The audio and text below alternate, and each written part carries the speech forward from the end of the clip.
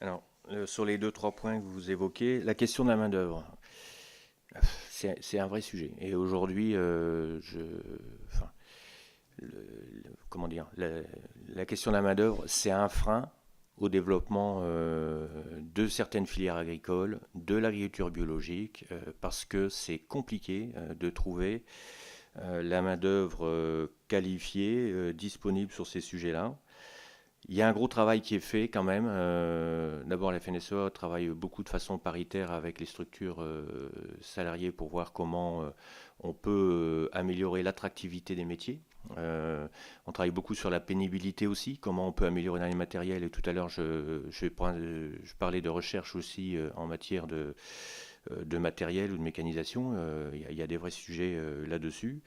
C'est une préoccupation. On n'a pas la solution miracle là-dessus. Je crois que c'est de notre. On a un gros travail à faire, je vous disais, pour améliorer la qualité de l'accueil. Enfin, l'accueil, on n'a pas trop de problèmes là-dessus parce qu'on est quand même dans des exploitations familiales où en général le contexte il est assez favorable. Mais sur les conditions de travail, on compte beaucoup sur l'appui des fabricants de matériel, sur le machinisme pour essayer d'améliorer les conditions.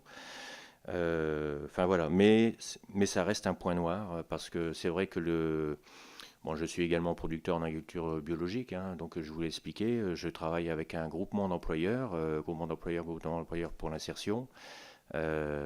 C'est pas facile. Alors on fait de l'apprentissage aussi par le groupement d'employeurs, donc on essaye vraiment beaucoup de formules et bon, il faut qu'on avance, mais on n'est pas la seule. Je crois qu'on n'est pas la seule filière économique à avoir ce sujet-là, mais c'est une vraie question. Ouais.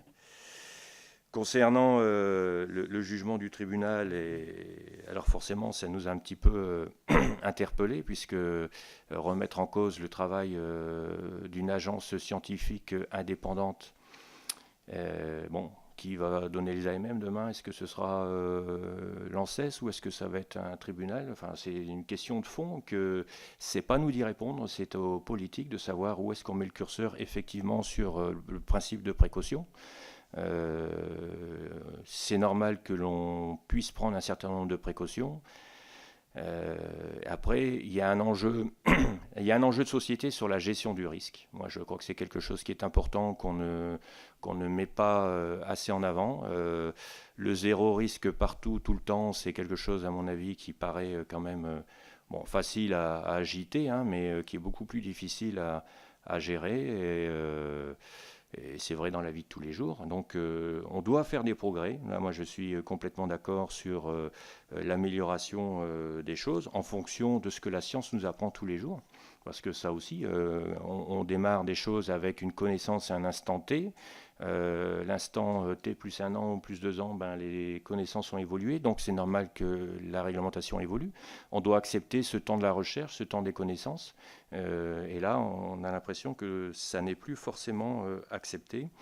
Alors par rapport aux échanges avec la société, c'est une de nos préoccupations, et je voudrais juste dire que dans les 36 fiches que l'on a présentées en contrat de solution, il y a la charte de voisinage qui est plutôt destinée, enfin qui est à l'origine destinée à essayer de travailler sur la protection des riverains, mais pour nous, c'est un enjeu qui est bien plus large que ça, c'est-à-dire c'est d'expliquer à la population qui nous entoure quel est l'enjeu de la protection des cultures. Parce qu'il n'y a pas d'agriculture sans protection des cultures, comme il n'y a pas d'élevage sans protection des animaux, soins des animaux, comme dans la société civile, il y a également des médicaments, des docteurs, etc. Donc pour nous, agriculteurs, la protection des cultures, c'est un enjeu de société également pour que le consommateur puisse avoir un produit qui soit tout à fait apte à la consommation.